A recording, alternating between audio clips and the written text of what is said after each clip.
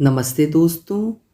हिंदी के प्रसिद्ध लेखक लेखिकाओं की कथा कथन की श्रृंखला में आज सुनिए मृदुला गर्ग जी की लिखी हुई कहानी हरिबिंदी। मृदुला गर्ग हिंदी साहित्य की सर्वाधिक लोकप्रिय लेखिकाओं में से एक हैं। प्रस्तुत है उनकी कहानी हरिबिंदी।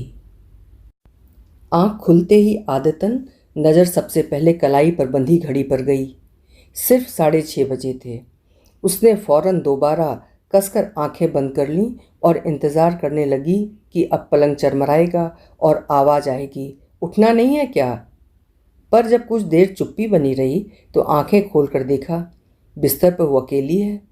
अरे हाँ, रात ही तो राजन दिल्ली गया है, याद ही नहीं रहा। तो अब उठने की कोई जल्दी नहीं है। उसने ढेर सारी हवा गालों में भरकर लंबी सांस छोड़ी और पूरे बिस्तर पर लोट लगा गई। दूसरे सिरे पर जाकर मुंह पर बाँह रख कर लेटी तो कानों में घड़ी की टिक टिक बज उठी। वो मुस्कुरा दी। उसे कलाई पर घड़ी बांधकर सोने की आदत है। रोज राजन चिढ़कर कहता है, ये क्या सारी रात कान के पास टिक टिक होती रहती है, इसे उतारो ना। उसने मुंह पर से बाँह हटा ली, तकिया खींचकर पेट के नीचे दबा लिया और लंबे चौड़े पलंग पर बाहें फैलाकर औंधी लेट गई।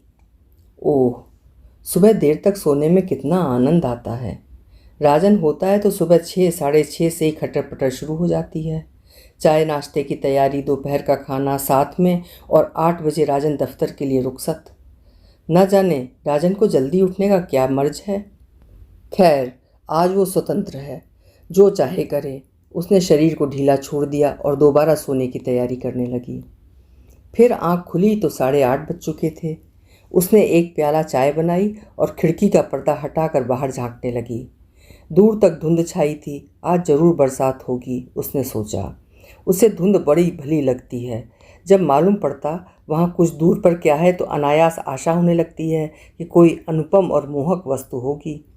मैं भी खूब हूँ, उसने मुस्कुरा कर सोचा। मुझे धुंध में खुलापन लगता है और सूर्य के प्रकाश में घुटन। चाय पीकर गर्म पानी से देर तक नहाया जाए, उसने सोचा और बाल्टी भरने लगी। फिर ठंडे पानी की फुहारी ऊपर छोड़ ली और एक गज़ल गुनगुना उठी। बड़े तौलिए से खूब रगड़ कर बदन पोंछा। आज एक अद्भुत स्फूर्ति और उत्साह का अनुभव हो रहा है। नीले रंग का कुर्ता और चूड़ीदार पाजामा पहना तो नीले रंग की बिंदी माथे पर लगाने को हाथ बढ़ गया। फिर न जाने क्या सोचकर उसे छोड़ दिया और बड़ी सी हरी बिंदी लगा ली। राजन होता तो कहता, नीले पर हरा क्या तुक है।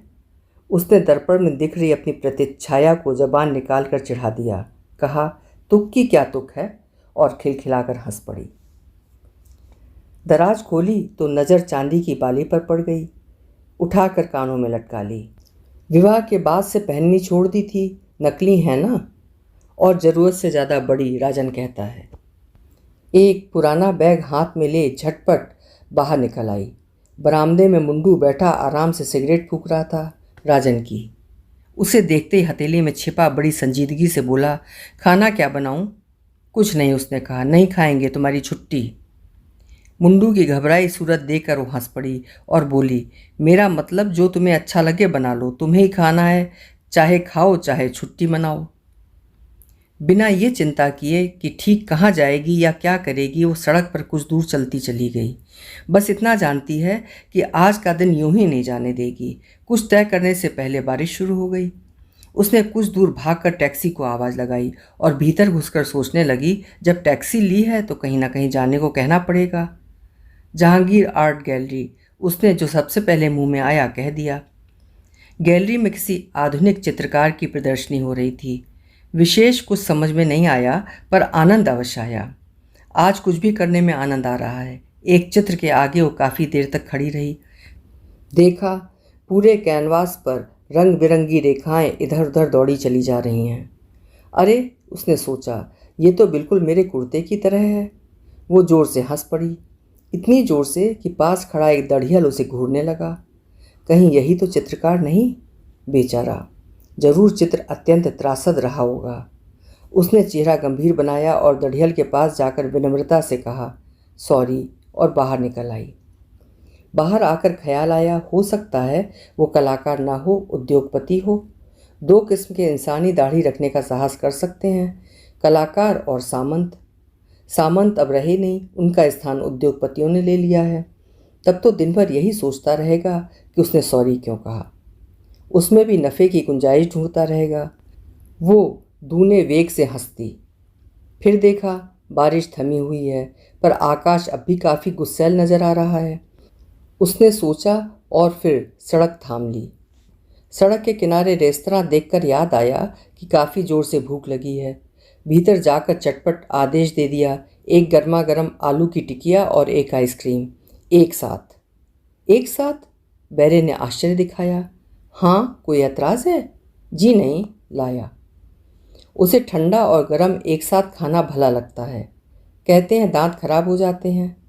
कितना चटपट काम हो गया आज।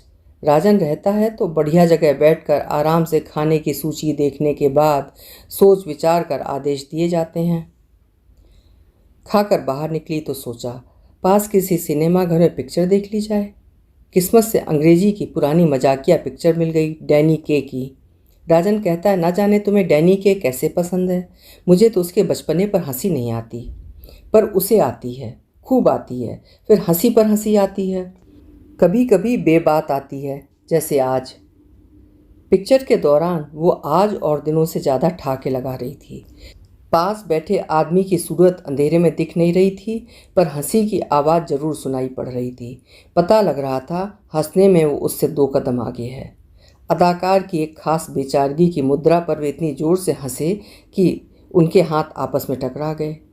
सॉरी कहने के इरादे से एक दूसरे की तरफ मुड़े, पर माफ़ी मांगने के बजाय एक ठहाका और लगा गए। उसके बाद हर बार यही हुआ।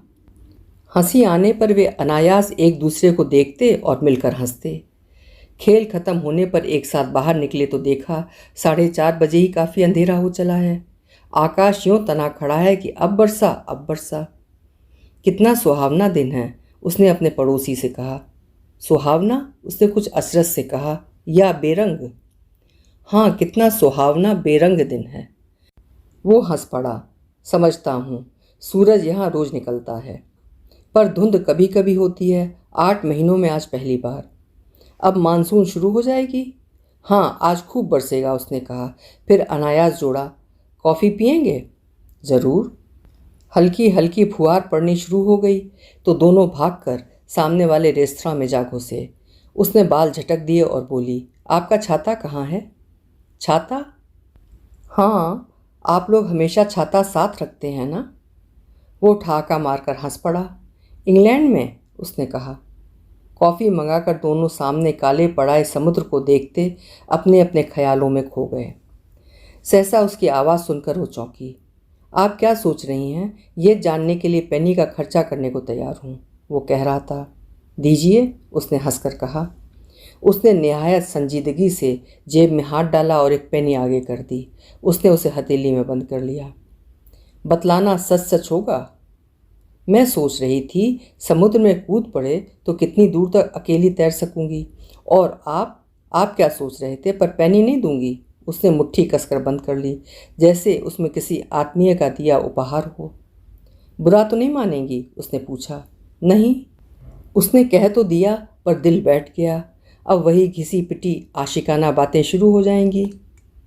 मैं सोच रहा था बारिश बढ़ जाने पर यहाँ से बोरली तक का टैक्सी भाड़ा कितना लगेगा। वो जोर से हंस पड़ी, दुर्भावना से नहीं, हर्ष के अतिरेक से। मुझे रास्ते में छोड़ते जाएंगे तो आधा, उसने कहा। बहुत खूब। उसने ये नहीं पूछा कि वो रहती कहाँ है। उसे लगा जीवन में पहली बार ऐसे इंसान के साथ बैठी है जो ये नहीं जानना चाहता उसके पति हैं या नहीं, और हैं तो क्या काम करते हैं। समुद्र के जल पर गिरती वर्षा की बूंदें कितनी अच्छी लगती हैं, उसने कहा। कुछ देर दोनों चुप रहे। प्रशांत महासागर पर जब जहाज आता है तो उसके अग्रभाग से चिरता जल चांदी की तरह चमकने लगता है, अतिथि ने कहा। क्यों? शायद फॉस्फोरेसेंस के कारण। आपने कभी नहीं देखा? नहीं, मौका मिले तो देखिएगा। आप बहुत घूमे हैं, उसने हल्की ईर्ष्या के साथ पूछा। बहुत, वो याद करके मुस्कुरा रहा था। सबसे अच्छी जगह कौन सी लगी? जब जहाँ हुआ। वो हिचकिचाहट के साथ मुस्कुराया। पता नहीं कि वो समझेगी या न समझे। वो हामी में सिर हिलाकर मुस्कुरा दी। उसने देखा कॉफ़ी ख़त्म हो चली है और बैरा बिल लिए आ रहा है। बाहर वर्षा थमने लगी है, धुंध भी छट रही है। नहीं, धुआंधार नहीं बरसेगा। वो संकेत झूठ निकला। अब धुंध हट जाएगी और वही तेज प्रकाश वाला सूर्य निकल आएगा।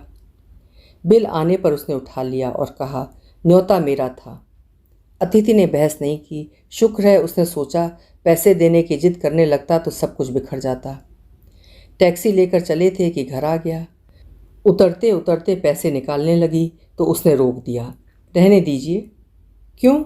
उसके माथे पर शिकन पड़ गई। आज का दिन मेरे लिए काफ़ी कीमती रहा है।